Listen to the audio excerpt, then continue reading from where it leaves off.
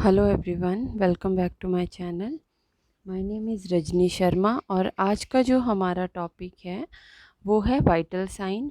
Vital sign जिनको हम cardinal science भी बोलते हैं। ये टॉपिक बहुत ही कॉमन है, जिस इससे हमेशा क्वेश्चन पूछे जाते हैं। ये टॉपिक वैसे देखने में बहुत सिंपल लगता है, बट इससे बड़े कॉम्प्लिकेटेड से क्वेश्चंस हमारे से एमसीक्यूज़ पूछे जाते हैं टेस्ट के अंदर। और वैसे भी जब भी कोई थ्योरेटिकल एग्ज़ाम होता है तो इसमें भी वाइटल साइन से कोई ना कोई क्वेश्चन ज़रूर आता है। तो वाइटल साइन आप सबको पता है। वाइटल साइन होते क्या हैं? इनको हम कार्डिनल साइंस भी बोलते हैं। तो vital sign mainly 5 in number होते हैं। फर्स्ट होता है body temperature, second pulse, respiration, blood pressure and pain. ये जो हमारे वाइटल साइन हैं, इनको आप इसी ऑर्डर में लिखेंगे जिस ऑर्डर में ये हैं, टी, पी, आर, बीपी और पेन। जो हमारा फिफ्थ वाइटल साइन है ये अभी ऐड हुआ है, ये है पेन। बट जो एमरजेंसी की सिचुएशन है, यहाँ से एक क्वेश्चन आता है कि जो एमरजेंसी की सिचुएशन होती है उसके अंदर आपका फिफ्थ वाइटल साइन कौन सा होता है। तो उसमें आपने बताना है कि एमरजेंसी में हमारा फिफ्थ वाइटल साइन कौन सा होता है। हमारा फिफ्थ वाइटल साइन आएगा इसमें, एमरजेंसी के अंदर आता है हमारा fifth vital sign neurological status या ग्लास्को कोमा स्केल। और जो हमारा आईसीयू है उसके अंदर फिफ्थ वाइटल साइन आएगा O2 सैचुरेशन। और जो इमरजेंसी है उसमें आएगा हमारा Glasgow coma scale, Glasgow coma scale, Glasgow coma scale. ठीक है, GCS। ठीक है, तो ये याद रखना है। और क्वेश्चन इसी से हमेशा आता है कि इमरजेंसी में फिफ्थ वाइटल साइन कौन सा होता है। और कॉमनली जो फिफ्थ वाइटल साइन होता है वो होता है पेन। तो अब हम एक एक करके इन सब वाइटल साइंस के बारे में पढ़ेंगे। ठीक है, तो नेक्स्ट आती है हमारा, अब फर्स्ट जो आएगा हमारा टॉपिक वो आएगा अब हमारा बॉडी टेम्परेचर।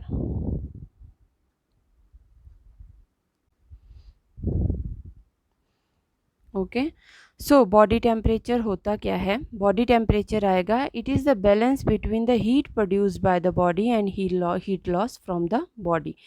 कि बॉडी से जो हमारी हीट प्रोड्यूस होती है और जो लॉस होती है उनके बीच का जो बैलेंस होता है that is called body temperature.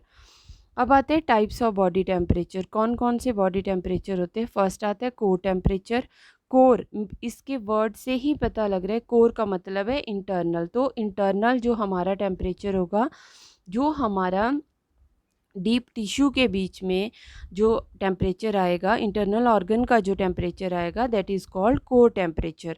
और इसके एग्जाम्पल हैं हमारे tympanic membrane, urinary bladder, oesophagus, pulmonary artery. यहाँ से हम मेनली कोर टेम्परेचर चेक करते हैं। जो नेक्स्ट है हमारा वो आता है सरफेस बॉडी टेम्परेचर। जो सरफेस बॉडी टेम्परेचर है वो हम क्लिनिकल प्रैक्टिसेस में कॉमनली यूज़ करते हैं, जैसे कि आप एक्जिला से लेते हो या फिर मतलब माउथ से लेते हो, ओरली लेते हो, तो वो सारे आते हैं हमारे सरफेस बॉडी टेम्परेचर। अच्छा, अब इसमें से एक क्वेश्चन जो आएगा हमारा, जो एग्ज़ाम में हमेशा पूछा जाता है MCQ, कि इन दोनों के बीच का डिफरेंस कितना होता है। कोर बॉडी टेम्परेचर और सरफेस बॉडी टेम्परेचर के बीच का डिफरेंस कितना होता है? तो वो होता है 1 डिग्री फ़ारेनहाइट। कितना? 1 डिग्री फ़ारेनहाइट। 1 डिग्री फ़ारेनहाइट हमारा कोर बॉडी टेम्परेचर ज़्यादा होगा और जो सरफेस बॉडी टेम्परेचर होगा वो कम होगा। तो इसको हम अंडरलाइन कर देंगे कि डिफरेंस कितना होगा हमारा, 1 डिग्री फ़ारेनहाइट। नेक्स्ट आता है alteration in body temperature. Body temperature के बीच में अल्ट्रेशन मतलब कैसे कैसे अल्टर होता है बॉडी टेम्परेचर। तो फर्स्ट आता है पायरेक्सिया। पायरेक्सिया क्या होता है? Body temperature above the normal range. Normal range हम आगे पढ़ेंगे, 98.6 होती है वैसे। तो उससे ज़्यादा जो टेम्परेचर होगा that is called pyrexia, hypothermia भी बोलते हैं।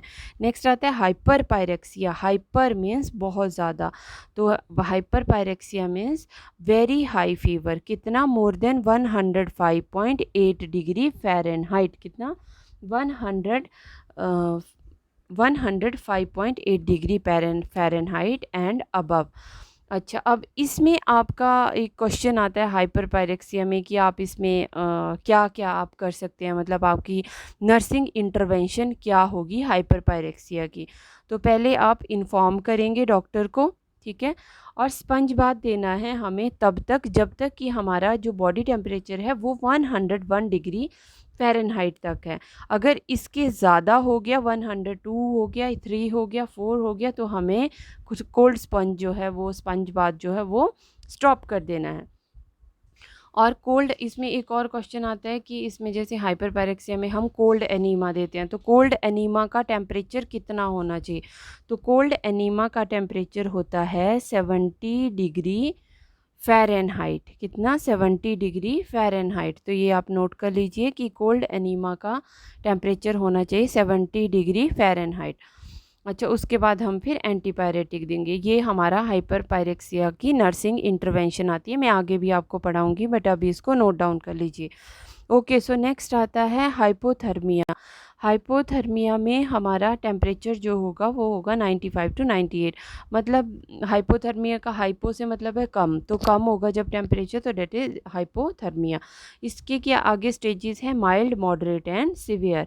ठीक है, इसकी भी आगे जो स्टेजेस हैं वो हम देखेंगे। माइल्ड में मतलब थोड़ा कम होगा ऐसे करके, तो वो है हमारी हाइपरथर्मिया की स्टेजेस। ओके, सो नेक्स्ट हमारा आता है, अब हम पढ़ेंगे नॉर्मल रेंजेस। नॉर्मल रेंजेस कितनी होती है टेम्परेचर की। तो ये है रेंजेस, एग्जैक्ट नहीं है, सिर्फ रेंजेस में अगर आपसे क्वेश्चन पूछा जाए तो वो है ओरल में आपको एग्जैक्ट बता दूंगी। तो फर्स्ट आता है ओरल।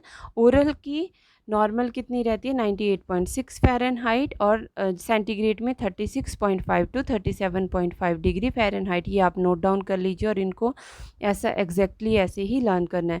एक्सिलरी, एक्सिलरी में कितनी आएगी? 35.8 टू 37.0 डिग्री सेंटीग्रेड। और जो हमारा फ़ारेनहाइट में आएगा दैट इज़ 97.6 डिग्री फ़ारेनहाइट। अब ओरल और एक्जिला के बीच में डिफरेंस कितना आता है? हमारा ओरल और एक्जिला के बीच का difference that is 1 degree Fahrenheit. तो ये क्या होगा? जो एक्जिला का टेम्परेचर होगा वो हमारा 1 डिग्री जो होगा वो लेस होगा as compare to oral. Axilla क्या होगा? कम होगा एज़ कम्पेयर टू ओरल, तो 97.6। नेक्स्ट आता है रेक्टल। रेक्टल हमारा हायर होगा ओरल से, कितना? 1 डिग्री फ़ारेनहाइट। कितना? 37.0 टू 38.1 डिग्री फ़ारेनहाइट इसकी नॉर्मल डिग्री सेंटीग्रेड इसकी नॉर्मल रेंज है। और फ़ारेनहाइट में आएगा 99.6 डिग्री फ़ारेनहाइट। तो इसमें क्या होगा? 1 डिग्री फ़ारेनहाइट ओरल से ज़्यादा होगा। ठीक है, ये याद रखना है, ये डिफरेंसेस हमेशा पूछे जाते हैं कि एक्जिला में आपका कितना होगा। ये मैं अंडरलाइन कर रही हूँ, तो ये आपने याद रखना है। 1 डिग्री रेक्टल में ज़्यादा होगा और 1 डिग्री एक्जिला में लो होगा। नेक्स्ट आता है टिम्पैनिक। तो टिम्पैनिक की नॉर्मल रेंज आती है 36.8 to 37.9 degree centigrade. Okay, so next हमारी स्लाइड आएगी अब। तो नेक्स्ट स्लाइड हमारी आती है कि body temperature is maintained by which of the body organ. तो अन्य इसका आता है, तो बॉडी टेम्परेचर कौन मेंटेन करता है हमारा। तो इसका क्वेश्चन जो आएगा वो आपको बहुत कंफ्यूजिंग आएगा। बेसिकली जो हमारा बॉडी टेम्परेचर है वो मेंटेन करेगा हाइपोथैलेमस। कौन करेगा? हाइपोथैलेमस। बट जो क्वेश्चन हमारा आएगा वो आएगा विच of the following maintain body temperature. ठीक है, मैं फिर से रिपीट कर रही हूँ, नोट डाउन कर लीजिए। विच of the following maintain body temperature. First option आपका आएगा हाइपोथैलेमस, सेकंड ऑप्शन आएगा सेरिबेलम, थर्ड ऑप्शन आएगा मेडुला ऑब्लोंगेटा, और फोर्थ ऑप्शन आएगा आपका थर्मोरेगुलेटरी सेंटर। ठीक है, थर्मोरेगुलेटरी सेंटर। तो ये हमारे क्वेश्चन है। ये बेसिकली सारे ही ब्रेन के पार्ट हैं, बट आपको कंफ्यूज करने के लिए ये इस टाइप से दिए होंगे।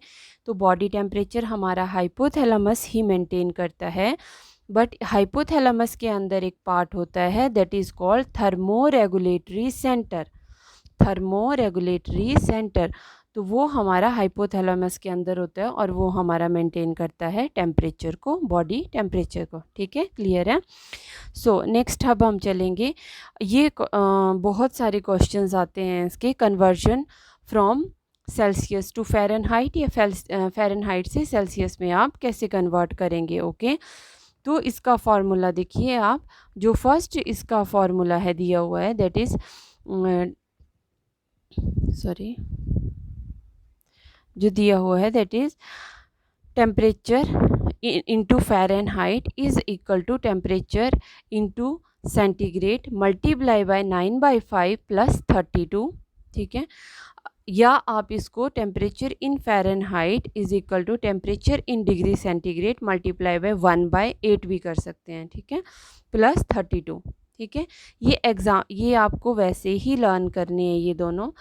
और इसका मैंने एक आपको एग्ज़ाम्पल भी दिया है नीचे, कि मान लीजिए आपका जो हमारा जो 20 डिग्री सेंटीग्रेड है, उसको हम लोग जो है वो फ़ारेनहाइट में कन्वर्ट करेंगे। 20 डिग्री सेंटीग्रेड को फ़ारेनहाइट में कैसे कन्वर्ट करेंगे, तो देखिए temperature degree Fahrenheit is equal to, तो सेंटीग्रेड में हमारा कितना था टेम्परेचर, 20 डिग्री सेंटीग्रेड, तो 20 degree centigrade multiply by 9/5 plus 32 is equal to 68.5 degree Fahrenheit. ठीक है, तो ये इस तरह से क्लियर होगा आपको। ओके, सो नेक्स्ट अब हमारा आता है how to convert Fahrenheit to Celsius. ठीक है, ये दिया हुआ है कि 0 डिग्री फ़ारेनहाइट जो है वो कितना होता है, 17.77778 डिग्री सेल्सियस। 0 डिग्री फ़ारेनहाइट किसके बराबर होता है, 17.77778 डिग्री सेल्सियस। ठीक है, और ऐसे डिग्री फ़ारेनहाइट का ये नीचे लिखा हुआ है। तो आगे हम इसका फार्मूला देखेंगे, तो इसका जो फार्मूला है that is temperature degree centigrade is equal to temperature degree Fahrenheit minus 32 into 5/9। उसमें जो पीछे वाला था हमारा, उसमें क्या था, 9.9/5 था। ठीक है, ऊपर 9 था, नीचे 5, और प्लस थे 32। और जो हमारा ये सेंटीग्रेड जो हमने निकालने हैं फ़ारेनहाइट में से, इसमें क्या आ गया, अब जो माइनस करेंगे हम 32 और 5/9 आ गया। ये देखिए 5/9 आ गया। ठीक है, तो ये इस तरह से होगा। तो आगे इसका एग्जांपल मैंने आपको दिया हुआ है कि convert 68 degree Fahrenheit two degree Celsius. 68 degree Fahrenheit को हम कैसे कन्वर्ट करेंगे सेल्सियस के अंदर, तो देखिए temperature degree centigrade is equal to 68 degree Fahrenheit minus 32 into 5/9, तो कितना आया हमारा, 20 डिग्री सेंटीग्रेड। ठीक है, ये फॉर्मूले आपको लर्न होने चाहिए, क्योंकि ये कन्वर्ट करने के लिए हमेशा एग्ज़ाम में क्वेश्चन पूछे जाते हैं। ओके, तो नेक्स्ट जो आता है हमारा that is methods of taking temperature. ठीक है, कैसे कैसे हम टेम्परेचर ले सकते हैं। ठीक है, फर्स्ट आता है हमारा ओरल। ओरल में से जो क्वेश्चन, इसमें से एक क्वेश्चन आता है कि ओरल जो है हमारा टेम्परेचर, वो हमारा most accessible and convenient method है। कौन सा, most accessible and convenient method है हमारा जो हमारा ओरल टेम्परेचर है। ओके, तो इसमें से आपको क्वेश्चन पूछा जा सकता है कि which is the most convenient method of taking temperature, तो हमारा आंसर क्या होगा, ओरल। ओके, तो इसका प्रोसीजर दिया है, कंप्लीट प्रोसीजर नहीं है, थोड़ा थोड़ा इंपॉर्टेंट इसमें से मैंने डाला हुआ है। Put on the gloves and position the tip of the thermometer using the patient tongue on either of the frenulum और as far as possible it promote the contact of superficial blood vessel and ensure a more accurate reading. Gloves पहने हैं और जो आपने thermometer की tip है वो हमने पेशेंट के टंग के नीचे रखनी है। ठीक है, और जितना फार हो सके उतना हमने रखना है उसको बैक साइड में। तो इससे क्या होगा कि जो हमारा जो थर्मामीटर होगा वो सुपरफिशियल ब्लड वेसल के कांटेक्ट में आएगा और उससे हमारी एक्यूरेट रीडिंग आएगी। ठीक है, वॉश करना है थर्मामीटर को यूज़ करने से पहले, और जो टेम्परेचर है वो हम लेंगे 2 to 3 मिनट्स के लिए। ठीक है, और इसमें कुछ प्रिकॉशंस भी आते कि नर्सिस को क्या क्या पूछना चाहिए। तो क्या होना चाहिए कि जो पेशेंट है उसने 15 या 30 मिनट पहले कोई हॉट या कोल्ड फूड नहीं लिया होना चाहिए और स्मोकिंग नहीं की होनी चाहिए, ठीक है। नेक्स्ट आते हैं instruct the patient to close his lips but not to bite down with his teeth to avoid breaking the temperature. कि पेशेंट को क्या बोलना है कि अपने लिप्स बंद करे पर जो थर्मामीटर है उसको बाइट ना करे, ठीक है, ताकि थर्मामीटर जो है उसके माउथ में ना टूटे। तो नेक्स्ट आता है कॉन्ट्राइंडिकेशन, किन किन लोगों में हम नहीं लेते हैं टेम्परेचर। तो फर्स्ट आता है यंग चिल्ड्रन या इन्फेंट, क्योंकि उनको पता नहीं होता है कि हमने जो मुंह के अंदर डाल रहे हैं हम थर्मामीटर वो क्या चीज़ है, खाने के लिए कि क्या है, तो हम उनको इंस्ट्रक्ट नहीं कर सकते, इसलिए इन्फेंट और यंग चिल्ड्रन में नहीं लेते हैं। पेशेंट हु आर अनकॉन्शियस और disoriented, okay, who must breathe through the mouth, जो माउथ से ही सांस लेते हैं उनके अंदर भी हम नहीं देते हैं ये माउथ से। सीज़र जिनको आते हों, क्योंकि कई बार अगर थर्मामीटर मुंह में और एकदम से सीज़र आ जाए तो उसका ब्रेक होने के चांसेस रहते हैं। Patient with nausea and vomiting रहता है जिनमें। पेशेंट विद ओरल लीजन और सर्जरी जिनकी हुई है, ओके। अच्छा, अब नेक्स्ट जो हमारा आएगा जो मेथड लेने का, दैट इज़ रेक्टल। तो रेक्टल कौन सा आता है, इसमें से जो क्वेश्चन आता है हमारा कि which is the most accurate measure of taking temperature, which is the most accurate method of taking temperature. तो मोस्ट एक्यूरेट मेथड हमारा कौन सा आता है, रेक्टल, मोस्ट एक्यूरेट मेथड, ठीक है। ये आपने नोट डाउन करके रखना है। जो मोस्ट कॉमन है वो होता है हमारा, कॉमनली यूज़ जो हम लोग करते हैं दैट इज़ ओरल, और ये जो आता है हमारा ये है most common most accurate rectal, ठीक है। आगे इसकी अच्छा पोजीशन कौन सी होती है, पोजीशन में बहुत बार क्वेश्चन आता है। तो रेक्टल टेम्परेचर लेते टाइम पोजीशन कौन सी होनी चाहिए, सीम्स लेटरल या फिर लेफ़्ट लेटरल पोजीशन, जिसमें हम जो टॉप की लेग्स है वो फ्लैक्स्ड होनी चाहिए, ठीक है, और उसको ड्रैप करेंगे ताकि प्राइवेसी मेंटेन हो जाए, ओके। अच्छा, अब अगर आपको एग्ज़ाम में क्वेश्चन पूछा जाता है और उसमें आपके पास दोनों ही ऑप्शन दिए जाते हैं पोजीशन को लेके, लेफ़्ट लेटरल भी दिया जाता है और सीम्स लेटरल भी दिया जाता है, तो आपने जो आंसर करना है वो आपने करना है सीम्स लेटरल, क्योंकि ये हमारा मोस्ट एक्यूरेट मेथड होता है रेक्टल टेम्परेचर लेने का। तो आपने सिम्स लेटरल करना है, ओके। अच्छा, अब नेक्स्ट आता है squeeze the lubricant into the facial tissue to avoid the contamination of lubricant supply. उसको हमने लुब्रिकेंट को जो है वो टिश्यू के ऊपर डालना है, जो टिश्यू होते हैं, या फिर कई लोग ग्लव्स के अंदर बैक साइड में भी उसको थोड़ा सा लगा देते हैं और उसी से फिर लुब्रिकेट कर देते हैं उसको, थर्मामीटर को। और उसके बाद हमें थर्मामीटर को 0.5 to 1.5 इंचेस इंसर्ट करना है। इसमें से भी क्वेश्चन एक बनता है आपका कि कितना हमें जो थर्मामीटर है रेक्टल थर्मामीटर वो कितना इंसर्ट करना चाहिए, ओके। तो दैट इज़ 0.5 to 1.5 इंचेस। अब पेशेंट को हमें इंस्ट्रक्ट करना है कि वो सांस को एक्सेल करे ताकि जो हमारे स्पिंक्चर है वो रिलैक्स हो जाए और इजीली थर्मामीटर अंदर चला जाए। 2 मिनट्स तक हमने होल्ड करना है और उसके हमने जो है वो थर्मामीटर कभी भी मतलब फोर्सफुली नहीं इंसर्ट करना है उसके अंदर, ओके। कॉन्ट्राइंडिकेशन किन किन में नहीं देते हैं, पेशेंट विद डायरिया, जिनको डायरिया हो, ठीक है, जिनकी कोई रिसेंट रेक्टल या फिर प्रोस्टेटिक सर्जरी हुई हो, ठीक है, या फिर इंजरी बिकॉज इट में इंजर द इन्फ्लेम्ड टिश्यू, ठीक है। नेक्स्ट आता है रीसेंट मायोकार्डियल इन्फेक्शन, ठीक है, मायोकार्डियल इन्फेक्शन हो जिनको, क्योंकि इससे क्या होगा वेगस नर्व जो है वो एकदम से स्टिमुलेट हो जाएगी और पेशेंट को ब्रेडिकार्डिया होने के चांसेस रहते हैं, ठीक है।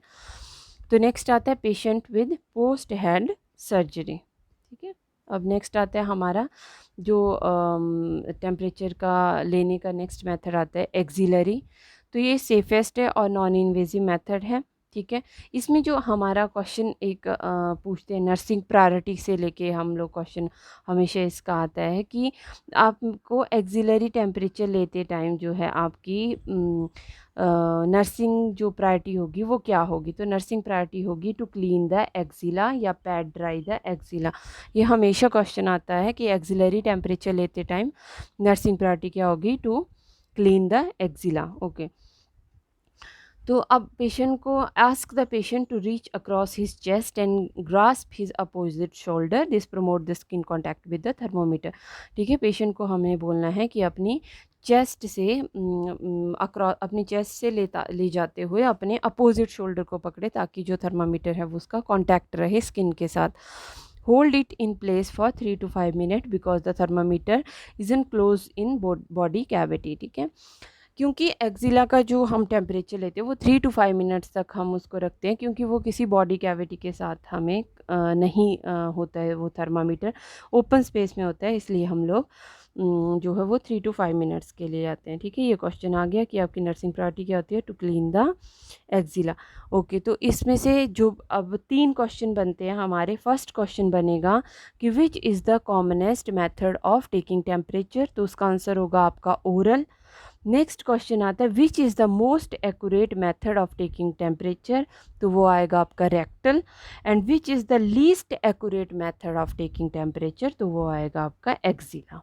ठीक है, तीनों में से ये हमेशा एमसीक्यूज में क्वेश्चन पूछे जाते हैं। नेक्स्ट आता है हमारे 2 और टाइप है, टिम्पैनिक और केमिकल डॉट थर्मामीटर भी होते हैं। ठीक है, टिम्पैनिक थर्मामीटर या केमिकल डॉट थर्मामीटर, ये 2 टाइप के और होते हैं, बट ये बहुत कम यूज़ होते हैं। ठीक है, अब हमारा आता है जो टेम्परेचर है वो कैसे वेरी करेगा एजिज़ के अकॉर्डिंग। ठीक है, तो फर्स्ट आता है बेबीज़ एंड चिल्ड्रन। तो बेबीज़ और जो चिल्ड्रन होते हैं उनका एवरेज बॉडी जो टेम्परेचर है वो हमारा रेंज करता है 97.9 डिग्री फ़ारेनहाइट से 99 डिग्री फ़ारेनहाइट तक।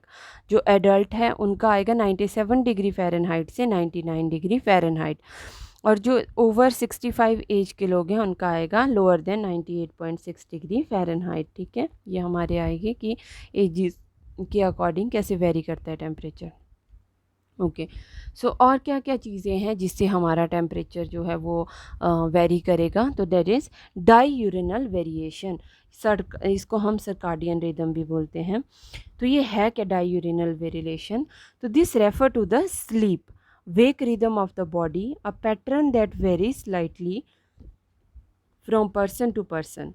ठीक है, ये क्या है, हमारा स्लीप का जो रिदम है उसको हम लोग बोलते हैं वेक रिदम ऑफ द बॉडी, की कैसे कोई कितना जल्दी जागता है, कैसे सोता है, उसका स्लीप पैटर्न क्या है बेसिकली। ठीक है, तो स्लीप पैटर्न तो हमारा हर पर्सन का अलग अलग होता है। ठीक है, तो body temperature normally changes throughout the day, varying as much as 1 degree centigrade between the early morning and late afternoon. ठीक है, कई बार क्या होता है जब हम मॉर्निंग में जल्दी उठते हैं तो उस टाइम पे हमारा टेम्परेचर जो है वो 1 डिग्री ज़्यादा होता है एज़ कम्पेयर टू इवनिंग। ठीक है, तो ये है कि डायूरिनल वेरिएशन में जैसे मतलब जैसा आपका स्लीप पैटर्न रहेगा तो उस हिसाब से भी आपका टेम्परेचर वेरी करेगा।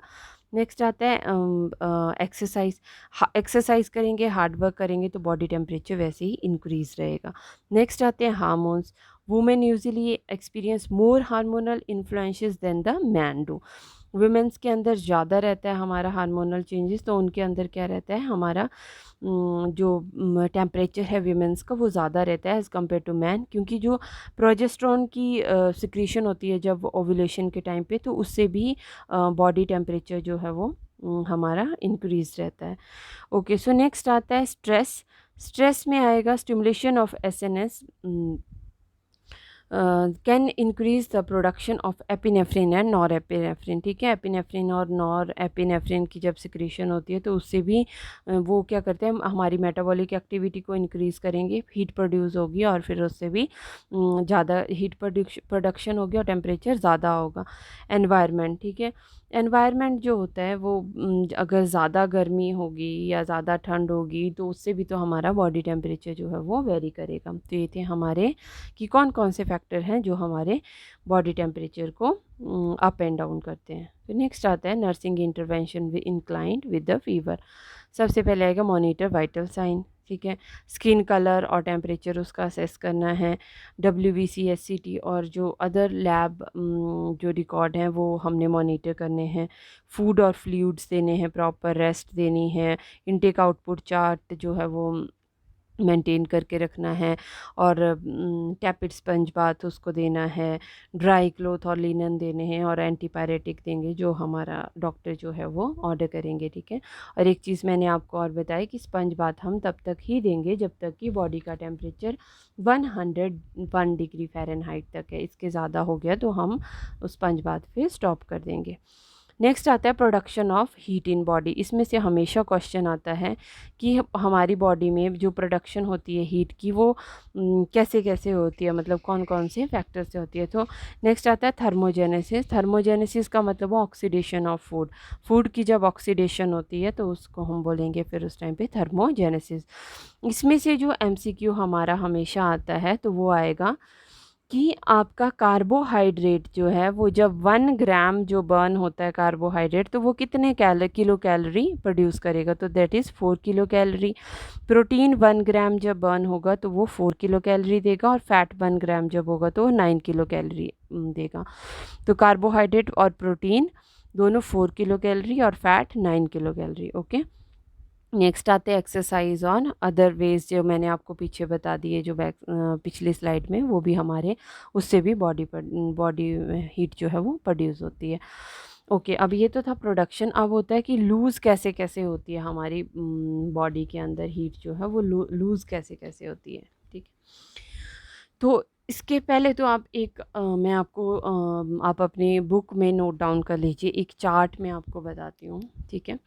जब भी बॉडी में ऑक्सीडेशन होगी, फूड की ऑक्सीडेशन होगी जब भी बॉडी के अंदर, तो उस टाइम पे हमारा क्या होगा, बॉडी टेम्परेचर क्या करेगा, हमारा इंक्रीज़ करेगा, ठीक है। फूड की जब भी ऑक्सीडेशन होगी तो उस टाइम पे हमारा बॉडी टेम्परेचर को क्या करेगा, इंक्रीज़ करेगा, ठीक है। और उसके बाद क्या होगा, हाइपोथैलेमस को मैसेज जाएगा, ठीक है। हाइपोथैलेमस क्या करते हैं हमारे, हाइपोथैलेमस बॉडी टेम्परेचर को मेंटेन करता है। तो हाइपोथैलेमस क्या करेगा, वैसोडाइलेशन कर देगा जो हमारे पेरिफेरल एरियाज़ हैं, ठीक है। हाइपोथैलेमस क्या करेगा, वैसोडाइलेशन कर लेगा पेरिफेरल एरियाज़ के, और फिर उससे क्या होगा, हमारी ब्लड सप्लाई इंक्रीज़ हो जाएगी, ठीक है। और जिसकी वजह से क्या होगा, जब ब्लड सप्लाई इंक्रीज़ होगी तो हीट जो है वो लॉस हो जाएगी बॉडी से, ठीक है। ये था हमारा हीट लॉस फ्रॉम बॉडी, ठीक है। कैसे होगी, फर्स्ट स्टेप आएगा ऑक्सीडेशन। ऑक्सीडेशन से क्या हुआ, बॉडी टेम्परेचर इंक्रीज़ हो गया। नेक्स्ट क्या हुआ, बॉडी टेम्परेचर जब इंक्रीज़ हो गया तो उससे क्या हुआ, हाइपोथैलेमस को मैसेज किया। हाइपोथैलेमस ने क्या कर दिया, वैसोडाइलेशन कर दी पेरिफेरल एरिया की, और उसकी वजह से क्या हुआ, ब्लड सप्लाई इंक्रीज़ हो गई, और फिर उसकी वजह से क्या हो गया, बॉडी का हीट लॉस जो है वो इंक्रीज़ हो गया। तो ये हमारी एक टाइप से पैथोफिजियोलॉजी ही हो गई, ठीक है, कि हीट लॉस की। अच्छा, अब नेक्स्ट आता है ways of losing heat from body. कैसे कैसे हम लोग वो जो हीट लॉस होगी वो कैसे कैसे होगी। तो फर्स्ट इसका आता है रेडिएशन। रेडिएशन से हमारी 60% जो है वो हीट लॉस होती है बॉडी से, ठीक है। इसमें से हमेशा एमसीक्यू में क्वेश्चन आ सकते हैं, जो भी कोई टेस्ट होंगे, कि कितने परसेंट जो हीट है वो लॉस होती है थ्रू रेडिएशन, तो दैट इज़ 60% होगी रेडिएशन से, ठीक है। रेडिएशन क्या हुआ कि transfer of heat from hot to cold object when it is not in contact with the other, ठीक है। जब किसी और चीज़ के साथ में कांटेक्ट में नहीं रहेगा, जब किसी और ऑब्जेक्ट के साथ कांटेक्ट में नहीं होगा, बट फिर भी जो है वो हमारी बॉडी लॉस होगी, तो सॉरी टेम्परेचर लॉस होगा, तो कितना 60% मैक्सिमम लॉस होता है हमारा रेडिएशन के थ्रू। नेक्स्ट आता है कंडक्शन, ठीक है। कंडक्शन का क्या हुआ, 3% होता है heat transfer of heat from hot to cold object, ठीक है। डायरेक्ट कांटेक्ट में जब आते हैं, जैसे एक गर्म गिलास एक ठंडा गिलास है, दोनों को बिल्कुल कांटेक्ट में रखेंगे तो जो ठंडा गिलास है वो थोड़ा थोड़ा गर्म होने लग जाएगा, तो वो उसको बोलते हैं कंडक्शन, ठीक है। नेक्स्ट आता है कन्वेक्शन। कन्वेक्शन का मतलब हुआ, कन्वेक्शन होती है 15%, और इसमें जो है एयर जो सर्कुलेट करती है उसके थ्रू जो लॉस होगी। अच्छा, अब नेक्स्ट होता है इवेपोरेशन। इवेपोरेशन में होती है 22% लॉस, ठीक है, और इसमें हमारे जो बॉडी लॉस होगा वो वेपर्स के थ्रू जाएगा, जैसे कि स्वेटिंग जब होती है, ठीक है। अब नेक्स्ट आता है पायरेक्सिया। पायरेक्सिया की ये जो है वो टाइप्स दी हुई हैं कि माइल्ड पायरेक्सिया कितना होता है 99 to 100, मॉडरेट आएगा 100 to 103 फ़ारेनहाइट में। ये सारी की सारी आपकी टर्म्स दी हुई है। तो मॉडरेट पायरेक्सिया में कितना होगा टेम्परेचर 100 to 103, सिवियर पायरेक्सिया में 103 to 105 और हाइपर पायरेक्सिया में 105 डिग्री फ़ारेनहाइट, ठीक है।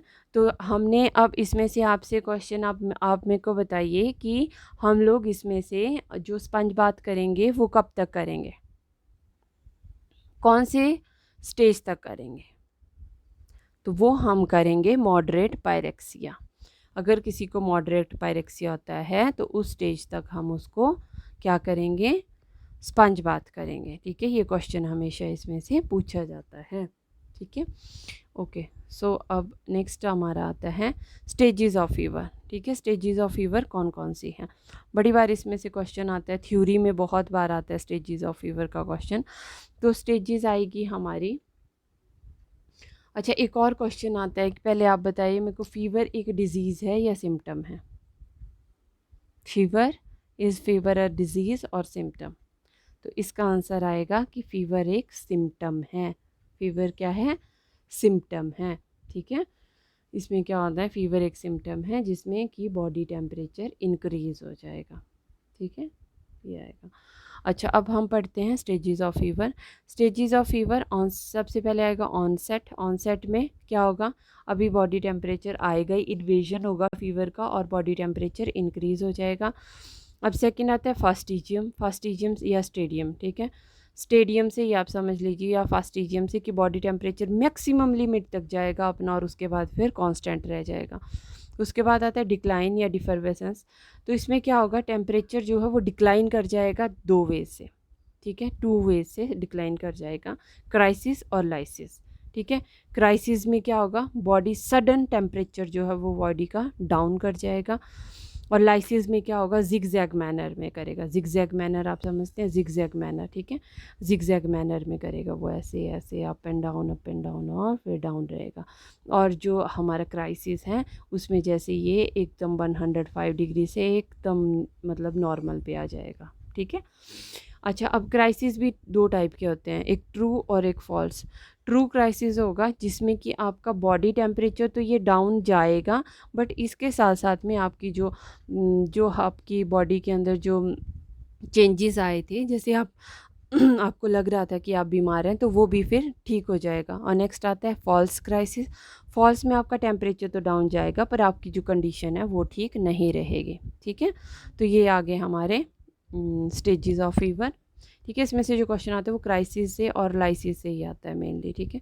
क्राइसिस क्या हुआ, सडन बॉडी टेम्परेचर जो है वो एकदम से डिक्रीज़ हो जाएगा, और लाइसिस में जिगजैग मैनर में होगा, ओके, ठीक है।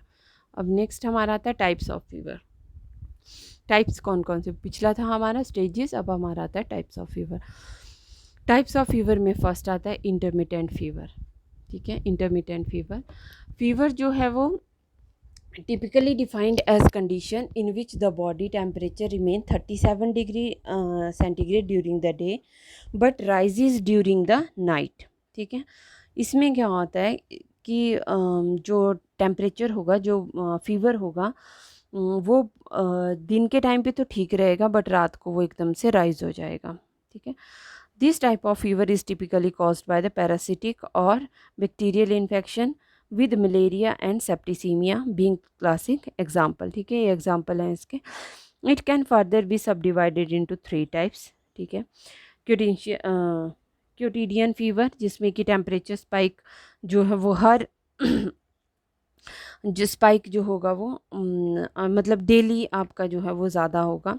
नेक्स्ट आता है आपका टर्शियन फीवर, इसमें एवरी अल्टरनेट डे पे वो जो है आपका टेम्परेचर वो ज़्यादा होगा। नेक्स्ट आता है क्वार्टन फीवर, जिसमें हर थर्ड डे पे आपका टेम्परेचर जो है वो ज़्यादा होगा, मतलब 2 दिन ठीक रहेगा, तीसरे दिन फिर से टेम्परेचर आ जाएगा, ठीक है। फर्स्ट आता है कौन कौन सा, क्योटिडियन, जिसमें कि आपका टेम्परेचर जो वो डेली आपका इंक्रीज़ होगा, स्पाइक होगा। टर्शियन अल्टरनेट डे पे होगा, और क्वार्टन जो है वो हमारा एवरी थर्ड डे पे होगा। नेक्स्ट आता है रेमिटेंट फीवर। रेमिटेंट जो है वो इसमें क्या रहेगा, बॉडी टेम्परेचर हाई रहेगा पूरे दिन में, ठीक है, पर इसमें फ्लक्चुएट कर सकता है temperature more than 2 degree centigrade, ठीक है। फ्लक्चुएट कर सकते हैं, मतलब 2 डिग्री सेंटीग्रेड मॉर्निंग में ज़्यादा होगा, फिर शाम को कम हो जाएगा, ऐसा रहेगा, ठीक है, और पूरा दिन जो है वो टेम्परेचर पर रहेगा। और ये भी बैक्टीरियल इन्फेक्शन जैसे कि ब्रुसेलोसिस, और फिर या कोई मेडिकल कंडीशन हो जैसे कि एंडोकार्डाइटिस, तो उसकी वजह से होता है ये। नेक्स्ट आता है रिलैप्सिंग फ़ीवर। रिलैप्सिंग फ़ीवर जो है हमारा इंटरमिटेंट फ़ीवर का ही एक वेरिएंट है। इसमें फ़ीवर के एपिसोड जो होते हैं वो separated by intervals of normal temperature for days और week. It is typically seen in borrelia infection, ठीक है। इसमें जो टेम्परेचर के एपिसोड्स हैं वो जैसे मतलब कुछ दिन ठीक रहेगा, फिर मतलब 4 दिन ठीक रहेगा, फीवर आ जाएगा, 4 दिन ठीक रहेगा, फीवर आ जाएगा, तो इस तरह से just like intermittent fever. Next आता है इन्वर्स फीवर, ठीक है। इसमें क्या रहेगा, हमारा मॉर्निंग में टेम्परेचर ज़्यादा रहेगा और इवनिंग में कम होगा, ठीक है। नेक्स्ट आता है लो ग्रेड फीवर, ठीक है। इसमें क्या आ गया, temperature elevation present in daily specially in evening for several days but does not exceed 37 degree centigrade at any time, ठीक है। जैसे कि ट्यूबरकुलोसिस, एलिवेशन तो प्रेजेंट होगी, पर इवनिंग में जो है वो 37 डिग्री सेंटीग्रेड से ज़्यादा नहीं होगी। नेक्स्ट आता है क्राइसिस और लाइसिस, ये मैंने आपको बता दिया। क्राइसिस में क्या होगा, एकदम से टेम्परेचर हाई में जाएगा और फिर उसके बाद जो है नॉर्मल आ जाएगा। लाइसिस में जाएगा बट फिर जिगजैग मैनर में जाएगा, ठीक है, जैसे सीढ़ियाँ चढ़ते हैं या उतरते हैं तो उस टाइप से जाएगा। नेक्स्ट आता है कॉन्टीन्यूस फीवर और कॉन्स्टेंट फीवर। तो ये आएगा, continuous fever is a medical condition during which the body temperature remain above the nominal level. जो नॉर्मल बॉडी टेम्परेचर है उससे ज़्यादा रहेगा पूरे दिन में, ठीक है। फ्लक्चुएट जो है it but doesn't fluctuate more than 2 degree centigrade, मतलब ज़्यादा नहीं वो फ्लक्चुएट करेगा मोर देन 2 डिग्री सेंटीग्रेड, ठीक है। It typically caused by bacteria and associated with the other health concern, ठीक है। किसकी वजह से, बैक्टीरियल इन्फेक्शन से हो सकता है, निमोनिया से, यूरिनरी ट्रैक इन्फेक्शन से, या टाइफाइड फीवर से। नेक्स्ट आता है राइगर। राइगर में क्या होगा, सडन राइज होगा बॉडी टेम्परेचर का और इसकी वजह से फिर शिवरिंग हो सकती है, ठीक है। मलेरिया में जो हमारा टेम्परेचर राइज होता है तो वो राइगर ही होता है, ठीक है। इस इसका जो क्वेश्चन आता है वो आता है कि जो कोल्ड, इसमें स्टेजेस होती है राइगर में, कोल्ड, हॉट और शिवरिंग। तो जो कोल्ड स्टेज है वो 30 मिनट से 1 आवर तक रहती है, टेम्परेचर 87 डिग्री फ़ारेनहाइट होगा, इसमें बहुत ठंड लगेगी, ठीक है। जो हॉट स्टेज होगी वो 1 to 4 आवर तक रहेगी, और जो शिवरिंग है वो भी 1 to 4 आवर तक रहेगी। नेक्स्ट जो आता है हमारा वो आएगा कि थर्मामीटर। तो थर्मामीटर क्या है, किससे हम लोग टेम्परेचर, जिसे हम टेम्परेचर चेक करते हैं उसको हम बोलते हैं थर्मामीटर, ठीक है। ये कॉमनली यूज़ होता है बॉडी टेम्परेचर को मेजर करने के लिए। इसके अंदर जो रीडिंग होती है वो कितनी होती है, 95 to 110, ये हमेशा क्वेश्चन आता है। और सेंटीग्रेड में कितनी होती है, 35 to 43.3 डिग्री तक, ठीक है। इसके 2 पार्ट होते हैं, बल्ब और स्टेम, ठीक है। बल्ब में क्या होगा, मरकरी होता है जो एक्सपैंड होता है जब भी हीट और कोल्ड होता है, और जो स्टेम होगी वो क्या होती है, जिसके अंदर हमारे रीडिंग्स जो है वो कैलिब्रेट की होती है, जैसे डिग्री सेंटीग्रेड या डिग्री फ़ारेनहाइट में। नेक्स्ट आता है, इसको डिसइंफेक्ट कैसे करते हैं। बहुत बार इससे क्वेश्चन पूछा जाता है कि इसको डिसइंफेक्टेंट के टाइम पे, ठीक है, तो कैसे करेंगे। It should be disinfected with 1:40। इन हमेशा इनकी रेशो पूछी जाती है जितने भी ये दिए हुए हैं, तो ये नोट डाउन कर लीजिए आप। It should be disinfected with 1:40 strength of Dettol and 1:20 strength of Savlon for 5 minute, and with the Lysol and carbolic acid with 1:40 for 3 minute, ठीक है। तो डेटॉल और सेवलॉन में 5 मिनट तक रखते हैं इसको, और जो लाइसोल और कार्बोलिक एसिड होता है उसमें 3 मिनट तक रखते हैं। इसमें से अब 2-3 क्वेश्चन क्या क्या आते हैं। एक तो आपका आएगा कि इसकी रेशो कितनी होनी चाहिए, सबकी अलग अलग। दूसरा आएगा कि सबसे कम टाइम कौन सा हमारा सोल्यूशन है वो लेता है डिसइंफेक्ट करने के लिए, तो वो कौन सा लेता है, लाइसॉल और कार्बोलिक एसिड। तो इसमें मैं आपको बता दूं कि ये जो 1:40 जो आपका दिया हुआ है, तो इसमें जो 1 लीटर, ये 1 लीटर आएगा वाटर आपका, और ये 40 ml में आएगा आपका जो आपका डेटॉल है या सेवलॉन है, ठीक है। ये 40 आएगा आपका डेटॉल। मतलब ये जो आपकी रेशो दी हुई है ये ml में है और ये लीटर में है, ये वाटर की है और ये आपकी जो आप डिसइंफेक्टेंट उसके अंदर डाल रहे हैं, ठीक है। उसके क्लीन कैसे करना है, यूज़ से पहले बल्ब टू स्टेम हमेशा क्वेश्चन आता है, और यूज़ करने के बाद स्टेम टू बल्ब। रैशनली आपको पता है जब भी हम यूज़ करते हैं, यूज़ करने से पहले अगर हम उसको करेंगे तो बल्ब से लेके स्टेम को करेंगे, ताकि अगर बल्ब में कोई भी उसके कंटामिनेशन है तो वो स्टेम को चली जाए, इसलिए हम बल्ब टू स्टेम करेंगे। और आफ्टर यूज़ हम स्टेम टू बल्ब करेंगे, ताकि कोई भी कंटामिनेशन है वो बल्ब में चले जाए, और बल्ब फिर कहाँ जाएगा, हमारा डिसइंफेक्टेंट के अंदर। अब नेक्स्ट जो, ठीक है, तो ये था हमारा टॉपिक टेम्परेचर का। ये टॉपिक टेम्परेचर कंप्लीट हो गया है। नेक्स्ट हम नेक्स्ट वीडियो में करेंगे। तब तक के लिए बाय बाय।